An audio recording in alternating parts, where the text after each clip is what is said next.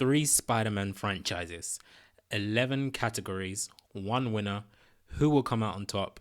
Let's do this.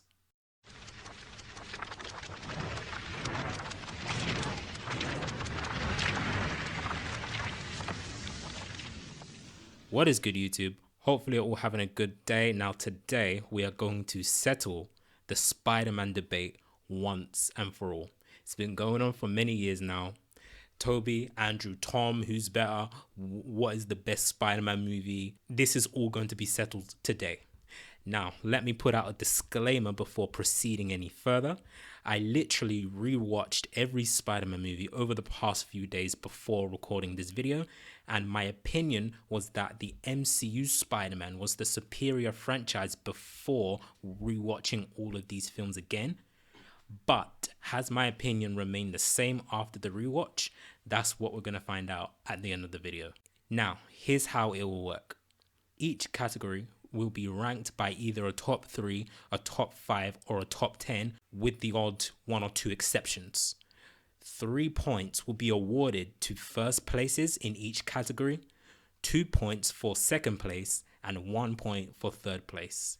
And the categories are as follows: Best Spidey Suits ranked, All Villains ranked, Love Interests ranked, Best Web Slinging, Best Final Swings, Best Fight/Action Scenes, Most Emotional Moments, Best Friends ranked, Aunt May's ranked, All Spider-Man movies ranked, and finally the big one, Tobey versus Andrew versus Tom. So let's begin with Best Spidey Suits ranked, and I'm going to start off with number 5, the Iron Spider suit in the MCU. Number 4, we have Sam Raimi's classic suit. Number 3, we have Spider-Man Homecoming classic suit. Number 2, we have Spider-Man Far From Home red and black suit. And finally, number 1, we have the Amazing Spider-Man 2 suit. And for me personally, if you add the MCU moving eyes, this suit becomes 100% perfection. Other than the moving eyes, you really cannot improve upon this suit. This is the definitive live action Spider-Man suit in my opinion. So 1 category down, 10 to go. Now, the next category we have are all villains ranked. All the villains that were used in all live action Spider-Man movies. I'm not counting Into the Spider-Verse, just the live action ones. So, coming up in dead last, we have Rhino from The Amazing Spider-Man 2, if you even count him, which I guess you should because he's a villain and, he appeared in the movie, even if it was just for a short time. So 11 is Rhino. Number 10, we have, for me, number 10 is interchangeable with number 9, but we'll get to number 9 after number 10. Number 10, we have Electro. Like I said, Electro is interchangeable with number 9. Speaking of number 9, we have the Amazing Spider-Man 2 version of the Green Goblin, and he is also interchangeable with number 10. Number 8, we have Venom from Spider-Man 3. Obviously not Venom from the movie Venom. Number 7, we got the Lizard. Number 6, we got the New Goblin from Spider-Man 3, who is of course Harry Osborn. Number 5, we have the Vulture from Spider-Man Homecoming. Number 4, we have Sandman from Spider-Man 3. Number 3, we have William Dafoe's Green Goblin from of course Spider-Man 1. Number 2, we have Mysterio from Spider-Man Far From Home. Wow, he was such an amazing villain. And number 1, you guessed it, of course, Dr. Octavius, Dr. Ock, Doc Ock, whichever one you prefer. I prefer Doc Ock, but he is number 1. He is the best villain in all the live action Spider-Man movies, in my opinion. So now, let's move on to the love interests ranked. And this is going to be all of Peter Parker's love interests across all of the live action Spider-Man movies. So coming up in dead last, number 5, we have the Sam Raimi's version of Gwen Stacy, played by Bryce Dallas Howard. I guess you can count her as a love interest because they did technically go out on a date and stuff, but we didn't really see much of her in Spider-Man 3. She wasn't really developed that much in my opinion. That's why she's dead last. Number 4, we have Liz Allen from Spider-Man Homecoming. For me, the chemistry wasn't there. I'm not sure if that was intentional. Maybe it was. Come to think of it, I actually think it was intentional because at the end of the day, Peter and Liz were never supposed to work out. But anyway, for me personally, I just wasn't feeling Liz. Number three, okay, this might seem controversial to some people, but number three, we have Mary Jane Watson at number three. And this is because I loved her in Spider Man 1, but Spider Man 2, she was okay. She was in the middle. She was neither here or there. But Spider Man 3 is what really dragged her down for me. For me, I just found her very whiny, just very self centered, very negative for me in the whole of Spider Man 3. That's why she's down a few spaces, in my opinion. Number two, we have the MCU MJ, even though, yes, we had 3 appearances from Mary Jane Watson as the main love interest in the Sam Raimi movies. But for me, I just like the slow build to Peter and MJ in the MCU. It wasn't rushed, it wasn't forced into the first movie. But when we actually got there in Far From Home, I felt like it was earned. I didn't feel like it was rushed. So that's why I placed MCU MJ as number 2 ahead of Mary Jane Watson. And number 1, for me, this one's a no-brainer. The Amazing Spider-Man, Gwen Stacy. For me, she's by a country mile the best love interest in the whole Spider-Man movies, in my opinion, by a country mile. It's not even a question. So now let's move on to the best web slinging. So coming up in dead last, we have the MCU Spider-Man's web slinging, number 3. Number 2, we have the Sam Raimi's web slinging, number 2. And number 1, and for me, this might seem controversial to some of you people, but for me personally, The Amazing Spider-Man has the best web slinging, in my opinion. And this is mainly down to The Amazing Spider-Man 2. The Amazing Spider-Man 2 has some of the best web slinging you've seen in any Spider-Man movie, in my opinion. That's why The Amazing Spider-Man 2 just beats out Sam Raimi, in my opinion. So now let's move on to the best final swings. Coming up in number 4, we have The Amazing Spider-Man final swing. Number 3, we have Spider-Man 2's final swing. Number 2, we have Spider-Man Far From Home's final swing. And number 1, we have Spider-Man 1's final swing. Now let's move on to the best fight/action scenes ranked. Coming up in number 5, we have Spider-Man versus the Green Goblin in The Amazing Spider-Man 2, The Final Battle. Number 4, we have Spider-Man versus Mysterio round 1, the one where it ends with Spider-Man getting hit by a train. Number 3, we have the Spider-Man versus Dr. Ock bank fight. Number 2, we have the Spider-Man versus Mysterio final battle. And finally, number 1, we have the Spider-Man versus Doc Ock train fight. And you can see there's a pattern there. First of all, we got Green Goblin. Then we have Mysterio, then Doc Ock, then Mysterio, then Doc Ock. So Spider-Man's best fights, in my opinion, are against the top 2 villains in any Spider-Man movie. So now moving on to the most emotional moments, we have number 5, Uncle Ben's death in The Amazing Spider-Man 1. Number 4, Captain George Stacy's death in The Amazing Spider-Man 1. Number 3, Uncle Ben's death in Spider-Man 1. Number 2, Gwen Stacy's death in The Amazing Spider-Man 2. And finally, number 1, Harry Osborn's death in The Amazing Spider-Man 3. Now, this may be another controversial one for some of you guys, because some of you may say that Gwen Stacy's death in The Amazing Spider-Man 2 is the best emotional moment due to the brilliant acting from Andrew Garfield and the emotion in that scene. Yes, I understand those points I have with me as well.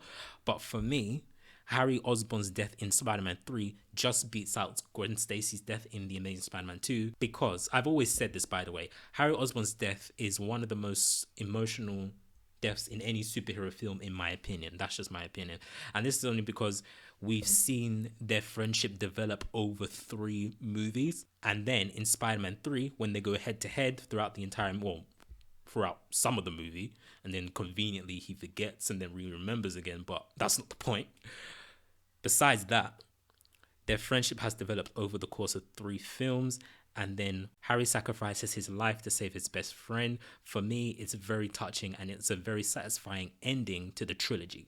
So now let's move on to the next category, which is the best friends ranked.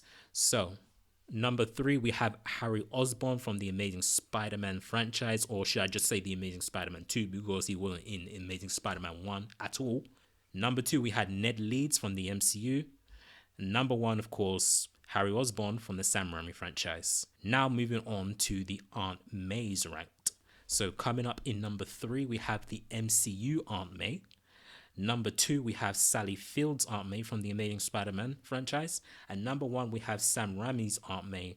She is number 1. And for me, it was a close call between 1 and 2. It was a close call between the Amazing Spider-Man Aunt May and Sam Raimi's Aunt May, because I feel like they're neck and neck. But I chose Sam Raimi's Aunt May because she's more comic accurate in the sense of appearance. That's literally what I based it on, appearance. But for me, in terms of character, how they were portrayed in the actual films, how they were used in the actual films, I feel like they were neck and neck in my opinion. Let's now move on to all Spider-Man live action movies ranked. And for this category, just for this category alone, I'm also going to be including Spider-Man Into the Spider-Verse into this list. So, number 8, we have The Amazing Spider-Man 1. I rated this movie 7.5 out of 10. So coming up in number 7, and before I say number 7, I would just like to point out that number 7 was actually my favorite Spider-Man film for a very long time. So I'm very surprised that now it's number 7. It's second to last. And that is, of course, Spider-Man 3. But I did rate Spider-Man 3 an 8 out of 10. Because it was at one point, like I said, my favorite Spider-Man movie of all time. But after watching all the other films, after the new releases, it's just gone down, down, down, and down. And speaking going down, down, and down, and down, the same thing applies to my number 6. My number 6 was also at a time, for a very long time, my favorite Spider-Man movie until the new ones came out, and I also did this rewatch as well. And that is, of course, the very controversial, most hated Spider-Man movie of all time, The Amazing Spider-Man 2. After the rewatch, I rate this film an 8 out of 10. Like I said, like Spider-Man 3, this was at a time my favorite Spider-Man movie of all time. But, over the years, it's now just, it's gone down. I still love the movie, don't get me wrong, but it's just not, for me, as good as the other ones. Number 5, we have Spider-Man 1. I rated that 8.5 out of 10. Solid film. Love it so much. Number 4, Spider-Man Homecoming, which I rated 9 out of 10. Number 3, Spider-Man Far From Home, which I also rated 9 out of 10. Now, the thing about Spider-Man Far From Home and Spider-Man Homecoming, for me, between the two movies, I think the first half of Spider-Man Homecoming is better than the first half of Spider-Man Far From Home, but I think the second half of Spider-Man Far From Home is better than the second half of Spider-Man Homecoming. Now, here's how I ranked those. I based my rankings based off how much I loved the second half of Spider-Man Homecoming in comparison to how much I loved the first half of Spider-Man. Hold on, let me rephrase that, sorry. I based my rankings based on how much I loved the second half of Spider-Man Far From Home in comparison to how much I loved the first half of Spider-Man Homecoming. And I came to the conclusion that I liked the second half of Spider-Man Far From Home more than the first half of Spider-Man Homecoming. Henceforth, Spider-Man Far From Home is number 3 and Spider-Man Homecoming is number 4. So now, number 2, we have Spider-Man 2. I rated this film 9.5 out of 10. For me, it's one of the best comic book films of all time, in my opinion, in my top 10. But as I said, I'm including Spider-Man Into the Spider-Verse for this list only. And of course, what other movie is there other than Spider-Man Into the Spider-Verse at number 1? Spider-Man Into the Spider-Verse, I rated a 9.5 out of 10. Yeah, it's a very, very, very, very, very good movie. Like, wow. I cannot describe how much I like this movie, how much I love this movie. So now, let's move on to the big one. Tobey Maguire versus Andrew Garfield versus Tom Holland. All Spider-Man ranked. And I'm going to do this in 2 sections. The first one will be as Peter Parker. Then the second one will be as Spider-Man. So as Peter Parker, number 3, Andrew Garfield. Number 2, this is a tough one, but I ultimately went with Tobey Maguire as number 2 and Tom Holland as number 1. So now let's rank the 3 actors as Spider-Man. How well did they play Spider-Man according to me? Number 3, we have Tobey Maguire. Number 2, we have Andrew Garfield. And number 1, we have Tom Holland. So in terms of who is the best Spider-Man, for me, it's Tom Holland. But judging by how I said I would rank all of these at the start of this video, I was going to add points to first, second, and third place in each category. So now, with all of these categories now completed, let's announce who the winner is. And of course, as you can see, the winner is the Sam Raimi Spider-Man trilogy with a total of 31 points. Second place, the MCU Spider-Man with a total of 23 points. And coming up in last place, we have the Amazing Spider-Man with 17 points. So, as I said at the start of this video, coming into this video before rewatching the films again, I said that the MCU Spider-Man franchise was the superior one to the other two. But after the rewatch, after doing the points tally, it seems like my argument has changed to now it being the Sam Raimi trilogy coming out as the superior franchise ahead of the Amazing Spider-Man and the MCU Spider-Man. But what do you guys think? Do you agree with me that the Sam Raimi trilogy is the superior Spider-Man trilogy out of the three? Let me know down below in the comments below. And if you liked this video, give me a big thumbs up, share the video with your friends, subscribe to the channel if you're new, and I'll see you guys later for more videos.